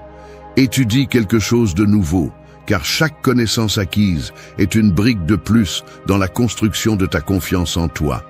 Consacre du temps à ta créativité, car l'art et l'écriture n'expriment pas seulement ce que tu ressens, ils transforment aussi ta douleur en clarté. L'erreur de beaucoup est de croire que le rejet doit être combattu en cherchant des substituts, en comblant le vide avec d'autres personnes ou des distractions vides. C'est une autre façon de gaspiller de l'énergie. Ce qui change vraiment la donne, c'est d'utiliser ce même élan pour t'améliorer. Si tu y réfléchis calmement, chaque fois que quelqu'un t'ignore, il te fait un cadeau, celui de la redirection. C'est à toi de décider si tu le jettes dans la colère ou si tu le transformes en croissance. Au final, rediriger ton énergie n'est pas une vengeance, c'est une évolution. Parce qu'il n'y a pas de meilleure réponse au rejet que la transformation personnelle. Alors que d'autres s'attendaient à ce que tu t'effondres, tu as choisi de te construire. Cette décision ne te rend pas seulement le pouvoir, elle fait aussi la différence entre ceux qui vivent piégés dans la validation des autres et ceux qui apprennent à être autosuffisants. Souviens-toi de ceci. Personne ne peut ignorer celui qui grandit en silence, car tôt ou tard, la lumière de sa propre progression devient impossible à cacher. 3. Analyse clairement ce que cette personne apportait réellement. Un miroir embué ne reflète pas la vérité. Il ne montre que des ombres déformées de ce que nous croyons voir.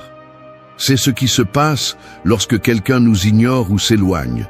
L'esprit embué par l'émotion crée une illusion, idéalise ce qui n'a jamais été et exagère ce qui en réalité existait à peine. Le rejet fait mal non pas à cause de ce qui est perdu, mais à cause de l'histoire que l'on s'est inventée autour de cette personne. Et c'est là que la discipline stoïcienne entre en jeu, nettoyer le miroir, enlever la buée de l'idéalisation et regarder froidement ce que cette relation apportait réellement. L'erreur la plus courante est de croire que celui qui est parti était indispensable, que sans sa présence, la vie est incomplète. Mais si tu le regardes de manière rationnelle, qu'est-ce que tu recevais réellement? Respect, soutien authentique, ou juste de petits miettes d'attention que tu as confondus avec de l'affection? Le stoïcisme enseigne que la vérité ne se cache pas dans ce que tu désires, mais dans ce que tu observes, sans fioriture. La clarté est un acte de courage, car tu n'aimes pas toujours ce que tu vas trouver, mais c'est toujours ce qui te libère. Quand tu analyses sans filtre, tu te rends compte que souvent, cette personne ne donnait pas autant que tu le pensais. Peut-être apportait-elle des moments de distraction, peut-être un peu de compagnie superficielle, mais construisait-elle avec toi? Partageait-elle des principes, des valeurs, une vision commune de la vie? Si la réponse est non, alors l'absence n'est pas une perte, c'est un nettoyage. C'est l'élimination d'un poids que tu confondais avec du soutien. L'esprit anxieux a tendance à magnifier les souvenirs sélectifs. Il retient les quelques fois où tu as reçu de l'attention et efface tous les signes d'indifférence. Cette distorsion est ce qui maintient l'attachement. C'est pourquoi l'analyse stoïcienne exige que tu écrives ce qui s'est réellement passé, que tu notes les faits et non les fantasmes. Souviens-toi de l'indifférence, des fois où tu n'étais pas dans ses priorités, des moments où elle a minimisé ta valeur. Cet exercice n'est pas pour générer de la haine, mais pour dissiper l'illusion. Appliquer cette pratique dans la vie quotidienne signifie arrêter le cycle de l'idéalisation. Quand l'esprit commence à te rappeler ce que tu manques, réponds avec des faits. Que faisait cette personne pour toi quand tu en avais besoin? Te traitait-elle avec cohérence? Ses actions confirmaient-elles ses paroles? Chaque réponse sincère affaiblit le récit de l'attachement et renforce ta compréhension que tu mérites plus que ce que tu recevais. L'analyse froide ne tue pas le souvenir, elle tue le mensonge que tu as construit autour de lui. Et c'est la base de ta liberté. Parce que lorsque tu acceptes la vérité telle qu'elle est, disparaît le besoin de poursuivre ce qui ne t'a jamais appartenu. Ce qui au début semblait être un rejet se transforme en une révélation claire. Cette personne n'apportait pas ce que ton esprit disait, elle apportait seulement ce que tes émotions avaient besoin d'imaginer. Le stoïcien n'a pas peur de voir la vérité nue, même si elle fait mal. Il l'affronte parce qu'il sait que seule la clarté peut donner naissance à la force. Si tu comprends ce que cette personne apportait réellement, tu arrêtes de chercher de la valeur dans sa présence et tu la retrouves en toi. Parce qu'au final, la véritable tromperie n'était pas que quelqu'un t'ignorait, mais que tu as toi-même déformé son importance. Et une fois que tu reconnais cela, le pouvoir revient entre tes mains. 4. Entoure-toi d'influences qui renforcent ton esprit. L'esprit est comme un terrain fertile, et ce que tu sèmes en lui finit par pousser tôt ou tard. Si tu le remplis de mauvaises herbes, de voix négatives, d'influences qui affaiblissent ton caractère, peu importe combien tu te bats, tu finiras piégé dans un jardin qui t'étouffe. En revanche, si tu choisis de t'entourer de graines fortes, d'exemples solides, de personnes et d'environnements qui te poussent vers le haut, ce qui fleurit est une vie ferme, claire et résistante au rejet. L'environnement n'est pas un détail, c'est la base sur laquelle ta force intérieure est construite. Lorsque quelqu'un t'ignore, l'une des réactions les plus courantes est de chercher désespérément à combler le vide avec n'importe quelle compagnie, même si elle est toxique ou superficielle. Ce choix est un piège, car tu finis entouré de voix qui nourrissent ton insécurité au lieu de renforcer ton esprit. Le stoïcisme insiste sur le fait que personne n'atteint la vertu isolée des influences externes. Tu as besoin de discipline interne, oui, mais aussi d'un cercle qui reflète ce que tu veux devenir. Demande-toi sérieusement, les personnes qui t'entourent élèvent-elles ton caractère ou le minent-elles?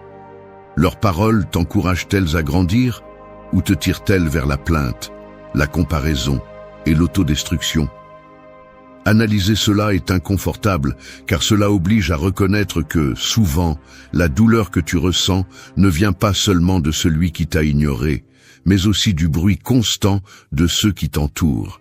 Et si tu n'es pas prudent, tu finis par écouter davantage ces voix externes que ta propre raison. Entoure-toi de ceux qui te rappellent ta valeur même quand tu en doutes. Des personnes qui ne nourrissent pas ton ego, mais ta discipline. Des amis qui ne te donnent pas de fausses tapes dans le dos, mais qui te défient d'être plus fort, de te relever quand tu veux abandonner, de te taire quand l'anxiété te pousse à crier. Parce qu'au final, ce que tu absorbes de ton environnement devient ton propre langage interne. La pratique stoïcienne ici est claire. Cherche des influences qui incarnent la force que tu souhaites construire. Cela peut être un mentor, un ami, un livre qui défie ton esprit, voire des routines et des environnements qui ne permettent pas à la faiblesse de s'installer en toi. Évite les cercles qui se nourrissent de plaintes et de drames, car même si tu ne le remarques pas, ils finissent par façonner ta façon de réagir. Le rejet fait plus mal quand tu t'entoures de ceux qui l'amplifient, mais il devient une leçon quand tu es avec ceux qui le relativisent et t'apprennent à le transformer. Dans la vie quotidienne, cela signifie choisir avec soin où tu investis ton temps et ton attention. Consacre plus d'heures à des conversations profondes qu'à des discussions vides. Investis plus dans des expériences qui élèvent ton caractère que dans des distractions qui l'épuisent. Remplis ton espace de lecture qui te défie, d'exercices qui te renforcent et d'environnements qui te rappellent que tu n'es pas né pour te traîner derrière personne. Le rejet ne se confronte pas dans une solitude absolue, il se confronte avec la bonne compagnie. Cette compagnie peut être externe, sous la forme de personnes qui élèvent ton esprit, ou interne, sous la forme d'idées et de principes qui ne se brisent pas, même si tout autour de toi le fait. L'important est que tu comprennes que ton esprit est un reflet de ce que tu permets d'entrer en lui. Si tu t'entoures de bruit, tu vivras dans la confusion. Si tu t'entoures de force, tu apprendras à te relever plus vite à chaque fois que tu tombes. C'est ce choix qui définit ton chemin, car tu n'es pas seulement ce que tu penses de toi, tu es aussi ce que tu absorbes de ce qui t'entoure. Et si tu décides de t'entourer de grandeur, tôt ou tard, ton esprit commencera à la refléter. 5. Affirme ta valeur sans dépendre de la validation externe. Un diamant ne cesse pas d'être précieux parce que quelqu'un ne le regarde pas. Il ne perd pas non plus son éclat parce que quelqu'un l'ignore dans une vitrine. Son essence ne dépend pas du regard d'autrui et il en va de même pour toi. Le problème est que nous avons été entraînés à nous mesurer en fonction de la réaction des autres, comme si l'absence de réponse signifiait que nous cessons d'être importants. Cette erreur est à l'origine de l'insécurité et de la dépendance, car elle place ta valeur entre les mains de ceux qui n'ont pas la capacité de la reconnaître. Quand quelqu'un t'ignore, le premier sentiment qui apparaît est le doute. Ai-je fait quelque chose de mal? N'étais-je pas suffisant? Devrais-je changer pour qu'il me remarque? Cette chaîne de questions est le poison qui te maintient lié à la validation externe. Et c'est précisément ici que le stoïcisme frappe fort. Ta valeur ne peut pas dépendre de ce que pense quelqu'un d'autre, car cela échappe à ton contrôle. La seule chose que tu peux gouverner, c'est comment tu te vois toi-même, quels principes tu soutiens et quelles actions tu mènes chaque jour. Affirme ta valeur non pas avec des mots vides, mais avec des actes qui la soutiennent. Si tu dis que tu es discipliné, prouve-le dans ta routine. Si tu dis que tu es fort, montre-le par ta capacité à ne pas t'effondrer quand quelqu'un s'éloigne. Si tu dis que tu te respectes, prouve que tu n'es pas prêt à te rabaisser par des supplications ou des comportements qui te font te sentir moins. La véritable validation ne vient pas de l'extérieur. Elle vient de ta cohérence interne. Le stoïcien n'a pas besoin d'applaudissements, il a besoin de rester ferme dans son propre jugement. Comme le disait Marc Aurèle, la valeur de chaque homme réside dans ce qu'il pense de lui-même. Et cette phrase prend vie lorsque tu comprends que celui qui t'ignore ne mesure pas ta valeur, il montre simplement ses limites. Le rejet ne signifie pas que tu n'es pas suffisant. Cela signifie que pour cette personne en particulier, tu n'es pas une priorité. Et cela ne définit pas qui tu es, cela révèle simplement ce que l'autre ne peut pas voir. Dans la vie pratique, affirmer ta valeur signifie agir comme quelqu'un qui sait ce qu'il mérite. Cela signifie ne pas envoyer de messages compulsifs à la recherche d'attention, ne pas t'exposer sur les réseaux sociaux en espérant des miettes de reconnaissance, ne pas changer ton essence juste pour correspondre à un moule étranger. Cela signifie te répéter par des actions quotidiennes que tu es suffisant, que ta paix intérieure vaut plus que n'importe quelle validation éphémère. Fais de l'exercice non pas pour montrer que tu peux impressionner, mais pour honorer ton corps. Étudie non pas pour te vanter de tes titres, mais pour élargir ton esprit. Travaille en silence, non pas pour recevoir des éloges, mais pour grandir à ton propre rythme. Le danger de dépendre des validations externes est que tu deviens esclave des applaudissements. Un jour, tu te sens fort parce que tu reçois de l'attention, et le lendemain, tu t'effondres parce que cette attention a disparu. Ton estime de toi devient un grand 8 incontrôlable. Mais si tu apprends à affirmer ta valeur de l'intérieur, personne ne peut te prendre cette stabilité. Tu peux perdre des personnes, des emplois, des environnements, mais tu ne perdras jamais la certitude de qui tu es et de ce que tu représentes. En fin de compte, affirmer ta valeur est un acte de rébellion contre le système de dépendance émotionnelle que l'on nous a enseigné depuis notre plus jeune âge. C'est décider que tu ne vas pas vivre en attendant que quelqu'un d'autre te valide, mais que tu vas vivre en construisant la meilleure version de toi-même, même si personne ne l'applaudit. Parce que comme le diamant, ta valeur ne se mesure pas au nombre de personnes qui te regardent, mais à l'essence que tu portes en toi, intacte et solide, même dans le silence le plus absolu. 6. Évite les comportements qui vous enchaînent à l'ego. Le feu peut donner de la chaleur, mais lorsqu'il est incontrôlé, il détruit tout sur son passage. C'est ainsi que fonctionne l'ego blessé lorsque quelqu'un vous ignore ou vous rejette. Si vous le laissez gouverner, il devient une flamme qui consume votre dignité, votre énergie et votre clarté mentale. Chaque envie d'insister, de réclamer ou de chercher de l'attention est comme ajouter plus de bois à ce feu intérieur. Ce qui commence comme une étincelle de douleur finit par être un feu démesuré qui vous piège et ne vous laisse pas avancer.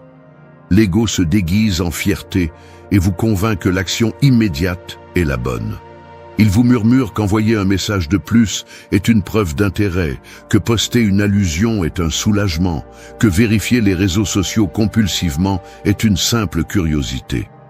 Mais chacun de ces actes est une chaîne invisible qui vous attache à celui qui s'est déjà éloigné. Vous pensez défendre votre valeur, mais ce que vous faites vraiment, c'est la donner, car votre paix dépend de ce que quelqu'un d'autre fait ou ne fait pas. Le stoïcisme enseigne que la liberté réside dans le contrôle des impulsions, pas dans leur obéissance. Cela signifie que face au rejet, votre plus grand défi n'est pas de convaincre l'autre, mais de vous contrôler vous-même. Chaque fois que vous décidez de ne pas vérifier s'il est en ligne, vous brisez un maillon de la chaîne. Chaque fois que vous choisissez de ne pas envoyer un message sans réponse, vous récupérez un peu de dignité. Chaque fois que vous évitez de publier quelque chose pour attirer l'attention, vous renforcez votre caractère. Éviter les comportements qui vous enchaînent à l'ego n'est pas de l'indifférence feinte, c'est de la discipline consciente. L'esprit anxieux cherche le mouvement, n'importe quelle action qui calme le vide. Mais tout mouvement n'est pas un progrès. Envoyer des messages compulsifs, chercher des substituts immédiats, c'est tourner en rond dans la même prison. En revanche, résister à ces impulsions, c'est construire la sortie. C'est montrer que votre calme vaut plus qu'une réponse vide. Le rejet cesse d'être une torture lorsque vous comprenez que ce qui vous fait mal n'est pas le silence de l'autre, mais votre propre réaction face à lui. Appliquer cela dans la vie pratique demande de l'observation. Lorsque vous ressentez l'urgence de stalker, respirez et demandez-vous « Qu'est-ce que j'y gagne ?» La réponse sera toujours rien. Lorsque vous voulez envoyer une autre explication, souvenez-vous que la dignité ne se négocie pas en message sans réponse. Lorsque votre fierté vous pousse à montrer que vous êtes toujours là, souvenez-vous que la véritable démonstration est de ne pas céder à cette tentation. Chaque décision de ne pas agir à partir de l'ego est un entraînement de force intérieure. Le rejet n'est pas le véritable ennemi. L'ennemi est l'ego, qui vous fait croire que vous devez réagir pour ne pas vous sentir inférieur. Le stoïcien comprend que chaque absence est une occasion d'entraîner l'autocontrôle. Et cet entraînement, répété jour après jour, fait de vous quelqu'un qui ne dépend pas de l'approbation externe pour se sentir en paix. L'ego veut des chaînes, la raison veut la liberté. Si vous choisissez l'ego, vous vous enfoncez davantage dans le piège de la démonstration, de l'insistance et de la recherche. Si vous choisissez la raison, vous apprenez à lâcher prise, à vous taire, à rester ferme, même au milieu du vide. La véritable force n'est pas dans le fait de parler plus fort ou d'insister avec plus d'ardeur. Elle est dans le fait de maintenir le silence avec dignité. La victoire face au rejet n'est pas obtenue en conquérant l'autre. Elle est obtenue en se conquérant soi-même. Lorsque vous comprendrez cela, vous découvrirez qu'aucune indifférence externe ne peut vous attacher si vous avez déjà brisé les chaînes qui naissaient de votre propre ego. 7. Pratiquez des exercices d'écriture et de réflexion consciente. Le papier blanc est comme un miroir silencieux qui ne juge jamais. Il ne fait que refléter ce que vous portez en vous. Alors que les mots restent piégés dans l'esprit et tournent comme un tourbillon incontrôlable. Les écrire les ordonne, leur donne forme et surtout leur enlève du pouvoir. La réflexion consciente par l'écriture n'est pas un passe-temps, c'est un outil d'auto-libération. Parce que lorsque quelqu'un vous ignore, le plus grand danger n'est pas ce que l'autre fait, mais le chaos qui se déchaîne en vous. Et ce chaos a besoin d'un canal pour se transformer en clarté. Le rejet a tendance à gonfler des pensées obsessionnelles. Vous repassez les conversations encore et encore, vous cherchez des signes dans les souvenirs, vous construisez des scénarios hypothétiques de ce qui aurait pu être. Cette répétition constante est comme une goutte tombant sur la pierre de votre esprit, l'érodant petit à petit. Le stoïcisme offre un antidote. Prendre du recul, observer les faits avec rationalité et séparer ce qui est sous votre contrôle de ce qui ne l'est pas. Écrire devient alors un exercice pratique de ce principe, car en mettant en mots ce que vous ressentez, vous le sortez de l'obscurité diffuse de l'émotion et le ramenez à la lumière de la raison. Il ne s'agit pas de remplir des pages de lamentation, il s'agit de vous confronter. Écrire ce qui s'est exactement passé, ce que l'autre personne a fait, comment vous avez réagi, ce que vous attendiez et ce que vous avez réellement obtenu. Cet exercice ne fait pas seulement organiser l'esprit, il démasque aussi les illusions. Souvent, vous découvrez que la blessure ne vient pas de ce que la personne a fait, mais de l'attente que vous avez créée. Et cette reconnaissance est libératrice, car vous ne pouvez pas contrôler les actions des autres, mais vous pouvez ajuster ce que vous attendez d'eux. La réflexion consciente va de pair avec l'écriture. Il ne suffit pas de mettre des mots, il faut les analyser. Vous vous demandez sérieusement, qu'est-ce que ce silence enseigne? Qu'est-ce que ma réaction révèle de moi? Est-ce que j'agis par nécessité ou par force? Ce dialogue interne est ce qui distingue celui qui se noie dans l'obsession de celui qui utilise le rejet comme un tremplin pour grandir. Appliquer cette pratique dans la vie quotidienne est simple, mais nécessite de la discipline. Consacrez quelques minutes chaque soir à écrire sur ce que vous ressentez, sans filtre. Relisez ensuite ce que vous avez écrit et soulignez ce qui ne dépend pas de vous. Vous devez lâcher cette partie. Ensuite, marquez ce qui dépend de vous et transformez-le en tâche. Améliorez votre discipline, renforcez vos habitudes, cultivez votre caractère. Ainsi, l'écriture cesse d'être un exutoire passif pour devenir un plan d'action stoïcien. De plus, écrire des affirmations conscientes renforce votre valeur interne. Des phrases comme « Ma dignité ne dépend de l'attention de personne » ou « Je suis maître de mes pensées et de mes actes » ne sont pas de simples répétitions, ce sont des rappels qui entraînent votre esprit à ne pas céder à la validation externe. Chaque fois que vous les écrivez, vous reprogrammez la façon dont votre cerveau interprète le silence et le rejet. Le rejet n'est pas surmonté en ignorant la douleur, il est surmonté en la transformant. Et l'écriture est l'une des formes les plus puissantes pour y parvenir, parce que ce qui n'est pas écrit pourrit dans l'esprit, mais ce qui est mis en mots est traité, compris et laissé derrière. Au final, la réflexion consciente est un acte de courage. C'est se regarder sans masque et reconnaître à la fois vos blessures et votre capacité à les guérir. Avec chaque mot que vous écrivez, vous renforcez votre clarté, vous réduisez le pouvoir de l'ego et vous avancez vers une version plus ferme de vous-même. 8. Transforme le rejet en redirection. Le vent qui ferme une porte ne vient pas toujours pour t'arrêter. Souvent, il souffle pour te pousser vers un autre chemin. Le rejet fonctionne de la même manière. Ce n'est pas un mur définitif. C'est un détour qui indique que tu investissais ton énergie au mauvais endroit. Ce qui au début se ressent comme une perte, en le regardant clairement, devient une boussole. La douleur est réelle, mais l'opportunité de rediriger cette force vers ce qui te construit l'est aussi. Quand quelqu'un t'ignore ou s'éloigne, la réaction la plus courante est de s'accrocher encore plus fort. Tu te convaincs que l'insistance ouvrira la porte fermée, mais la vérité est que tu ne fais que gaspiller de l'énergie à lutter contre l'inévitable. Le stoïcisme enseigne qu'il ne faut pas se battre contre ce qui n'est pas sous ton contrôle. Si une personne décide de se retirer, ce n'est pas ta mission de la retenir. C'est ton signal que tu dois regarder dans une autre direction. C'est là la différence entre se noyer dans la blessure ou l'utiliser comme tremplin. Transformer le rejet en redirection ne signifie pas nier ce qui s'est passé. Cela signifie lui donner un sens différent.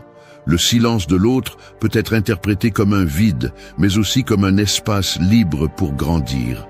Ce temps que tu passais avant à envoyer des messages et à angoisser est maintenant disponible pour apprendre, travailler sur toi et renforcer ton esprit. Le rejet cesse d'être une condamnation lorsque tu comprends qu'il est l'invitation à te reconstruire. En pratique, cela implique une décision ferme. Chaque fois que ton esprit veut revenir au souvenir, redirige-le vers une action productive. Si tu penses à lui écrire, écris dans ton journal. Si tu te surprends à vérifier son profil, vérifie tes objectifs et évalue combien tu as progressé aujourd'hui.